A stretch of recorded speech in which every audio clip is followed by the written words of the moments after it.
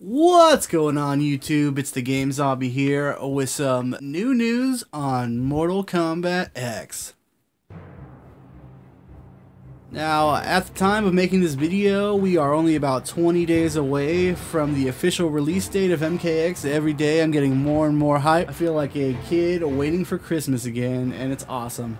Now, I have a huge, giant, super crazy fat leak for you guys. It's pretty substantial. This list doesn't necessarily mean that these are all the stages or all the characters, but it does include everything that we've seen and a couple things that we haven't seen yet. I'm assuming that there's not too much more than this though. Maybe one stage and one character, which is fine with me. I would rather have a little surprise than no surprise at all. There's also some interesting story details, and I know a lot of people don't want to have any of the story spoiled. There's not too many intricate details, just some little things here and there, but I will be saving that for the end of the video so you guys can hear what I have to say, and then I'll let you guys know when I'm about to talk about the story details. You guys can choose whether or not to end the video there or continue to watch. So the first thing I want to talk about is the stages. A while back I had made a video of the stages and the little glimpses that I had caught, and I guess I was off by one. Well, technically I was off by two, but I was completely missing one. The stages are Crossroads, Deadwoods, Destroyed City, Cove, Catan Jungle, Lin Kuei Temple, Outworld Construction, Outworld Marketplace, Quan Chi's Quarters, Refugee Camp, Shao Kahn's Tomb, Sky Temple, Warrior Catacombs, and the Wuxi Academy. Now, some of these have variations, and what that means is that just like in Injustice and even MK9, there's different variations of the same stage, meaning that there could either be night and day, or it's raining and it's not, or it's snowing or hailing. And they already said a while back that MKX will have dynamic weather changes. So almost every single one of these levels actually has a variation. The only ones that don't are the Outworld Construction, Outworld Marketplace, Quan Chi's Quarters, Shao Kahn's Tomb, Sky Temple, and Warrior Catacombs. Every single other one does have a variation. I know a lot of people were thinking that there was going to be a ton more stages. I don't understand why people were thinking that. The stages are really intricate and detailed to begin with, so I can't really see why they would put a bunch more in there. There's already so much content packed onto the disc already. It just wouldn't be realistic for them to put any more in there. So that's all the stages, you guys. On to the characters. We already know the full cast. For people out there that don't know, I have a video, you can go ahead and check it out on my channel, that has the whole entire roster on it. That is the roster. There's not going to be a bunch more characters in the game. You know, it sucks. People wanted Smoke, and they wanted Cyber Smoke, and Noob Saibot, and Sindel, and all these random characters. Unfortunately, they're not going to make the roster at the game's release. But there is going to be some cameos, and I'll get into that later. As far as the characters go, they have alternate costumes. Here is all the characters' alternate costumes. There's the standard costume that all these characters have, and then there's the alternates. So, like the first one, Cassie Cage, she's going to have her standard, and then on top of that, she's going to have a workout and an Outworld disguise. So just consider that when going through the list, that every character has one costume plus the ones that I'm naming off. So there's Devora, and she has the Catan armor and a possessed skin. Ermac has Guardian and Legacy. Aaron Black has Black Dragon and Duster. Ferrator has Outworld Rags and Generations.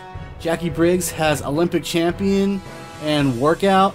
Jax has Revenant, Classic, Deadly Alliance, and Urban. And Revenant pretty much means possessed zombie, so that crazy skin that we saw in one of the MKX trailers of him looking all possessed and demon-like, that is going to be a skin, which is awesome because I love the way that looks. Johnny Cage has Netherrealm War, Tuxedo, Classic, and 50s Hollywood. Kano has Netherrealm War and Classic. Kenshi has MK 2011, which is the last Mortal Kombat game. Demonic and Red Dragon. Katana has Princess, Revenant, so another zombie skin, and Assassin. Kotal Khan has Emperor and Ritual. Kung Jin has Monk and Armored. Kung Lao has Revenant, another zombie, Classic, and Deadly Alliance. And then here is the big one, you guys, at least for me it is. Liu Kang. He has Revenant, which is like the possessed demon-esque. Then he has Classic Liu Kang. And then the biggest one, I mean, for anybody that doesn't know me, I am a huge zombie buff and a huge zombie Liu Kang buff. I mean, even when he first originally came out, I was a zombie Liu Kang main. That was my guy. And we will be getting a zombie Liu Kang skin, you guys. So that is awesome. And then Melina has Empress, Tarkatan, and the Deception skin. Quan Chi has Warlord and Classic. Raiden has Classic, Dark Raiden, and Deity. Reptile has Ninja and Undercover. So people that were a fan of Reptile's original look, you will be getting something similar in the Ninja skin. Scorpion has Hanzo Hasashi, his MK9 costume, the Gold Special costume, the Cold War costume, and the Hellspawn costume. And the Hellspawn sounds really interesting. Now, Shinnok will have Demonic, Elder God, and Classic. Sonya will have Netherrealm War, Military Uniform, Classic, and Camo. Sub-Zero will have Grandmaster, Revenant, Deception, and his Cyborg skin, which is really interesting. I'm sure that they'll kind of explain why he isn't a robot anymore throughout the story. And then we'll have Takeda, which is Apprentice, and Shai Ryu. So that's it for the characters as far as the alternate costumes go. As you guys may have heard, there will be DLC, and in the future DLC they will be releasing more and more combat skins, and I'm sure after this first combat pack of DLC we will be getting more throughout the span of MKX. So we all know that there's brutalities, there's fatalities, there's faction finishers, but there's something called stage brutalities now, which I'm assuming are just combos that you use at certain stages off of interactables into brutalities. So stage fatalities won't be returning, but stage brutalities will. Now, each character has 3 to 4 different unique dialogues per pairing, so that means that every time, say it's Sub-Zero and Scorpion, they're not going to be saying the same thing to each other every time. There's 3 to 4 different things that they'll say to each other. So that's pretty cool, because one thing, even though, you know, every character has different dialogue, the same 2 characters fighting each other, hearing the same thing would get pretty old. For everybody that was wondering who's going to be the unlockable character, I already kind of called it in a couple videos ago. I said it's either going to be Shinnok or Liu Kang.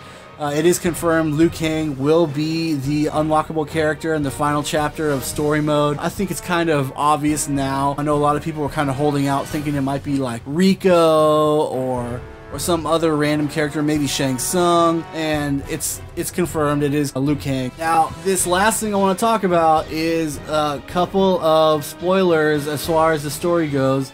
There's not a huge amount of detail, and even if there was, I wouldn't tell you guys, because NetherRealm did put a lot of work into this story mode. I would compare it on the level of like a AAA movie, and you know, there has to be some surprise in the game. I know a lot of people are looking forward to it, and I don't want to spoil everything. So if at this point you don't want to know a couple little details, mostly about character cameos, then go ahead and just stop the video. Now, the big thing is that story mode is going to have 15 Mortal Kombat character cameos, okay? And what cameos mean is that they're going to kind of just like pop in and pop out, or maybe they'll be in like one chapter of the story, but they're not going to be playable in the game. Now, these characters are Fujin, Striker, Cabal, Sindel, Nightwolf, Smoke, Sector, Frost, Li Mei, Cyrax, Tanya, Baraka, Rain, Bo Raicho, and Shijinko. Shijinko, you guys! That's pretty crazy, because I kind of thought that since they were going with a different timeline now, Shijinko was kind of just written off, but he will make an appearance in MKX. There's still hope out there for you guys that are holding on, hoping that You're gonna get your character, all those character loyalists out there. Tanya is already confirmed as DLC. She's not in the immediate roster of MKX. So when MKX comes out, Tanya won't be playable, even though she'll be seen in the story mode. So who knows, maybe later on, some of these characters that we see cameos from will show up as DLC. Maybe Baraka, maybe Boraicho, maybe Smoke. You know, any of the characters that I named, and maybe even characters that aren't in the story, maybe they'll show up too, like Tremor. Now, out of those 15 cameos, 5 of those characters can be fought in story mode. So, you will be fighting against these characters even though they're not playable. So at least you can see them on screen and see their moveset battling them out. I know that's going to piss off a lot of people. Like, they spent the time to put these characters in and they put their movesets in, but I can't play them. Maybe they'll be DLC because they already put in the work for these characters. You never know. They already rendered them, they already did their movesets. So who knows? You know, chances are a little higher for these 5 characters, which are Sindel, Smoke, Sector, Baraka, and Rain. So we will be seeing those characters in action, but they will not be playable. But they will be NPCs, which means non-playable character, but be controlled by the computer, so at least you can see them and see their movesets. All of these characters have a slightly updated look based on their previous costumes, ranging from minimal to drastic. So I'm sure some characters will kind of look the same, like Baraka, and then we'll get characters like Sindel, who look crazy and demonic, and you know, a lot of work has been put into them. Now, details about the crypt. It's almost twice the size of MK with almost 420 unlockable items. That's a lot of content, you guys. Anybody that knows, in the last couple Mortal Kombat games, they've tried to pack it with as much content as possible.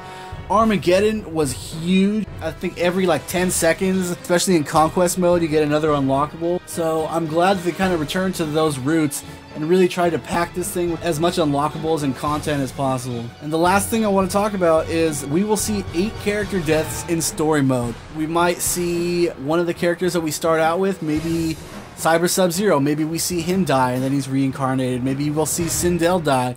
But it'll kind of explain some of the characters that are being killed off. We'll actually get to see that happen, and it won't just be like a little section of the story where they're commenting, you know, talking about, oh yeah, well, you know, Jade died. Like, maybe we'll actually get to see her die, and at least some people will get some closure as to why their favorite characters aren't appearing. It really seems like NRS has put a lot of time and love into this game, and I'm sure that all their hard work will be evident once we get our hands on it.